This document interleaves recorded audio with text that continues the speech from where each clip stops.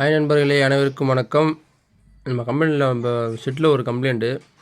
Customer தம்மாய் போகுதுன்னு சொல்லி வந்திருந்தாங்க. அதுக்கு காரணம் வேறு யாரும் கிடையாது, இந்த பையன் தான். இங்கே பாருங்கள், த்ரெட்டு ஃபுல்லாக காலியாகிடுச்சு பாருங்கள். த்ரெட்டு காலியாகி இந்த வழியாக டீசல் லீக் ஆகி பிக்கப்பு ட்ராப் ஆகிருக்கு. வேறு ஒன்றும் கிடையாது. இது என்ன சென்சார்னு பார்த்தீங்கன்னா, டீசல் ஃபில்டர் தண்ணி இருந்துச்சுன்னா சென்ஸ் பண்ணுற சென்சார் தான் அது. ஓகேங்களா. இது நீங்கள் இந்த மாதிரி த்ரெட்டு போனனால என்ன பண்ணியிருக்காங்க அப்படின்னா, அதில் கப்ளான் டேப் மாதிரி ஒன்று சுற்றி ரெடி பண்ணி வச்சுருக்காங்க.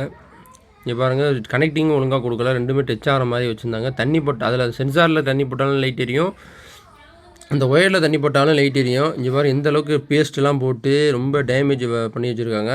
அது இருக்கிற ப்ரெஷரில் இதில் இருக்கிற டீசல் ஆட்டோமேட்டிக்காக வெளியே வந்துடும். இந்த மாதிரிலாம் யாரும் வேலை பார்க்காதீங்க.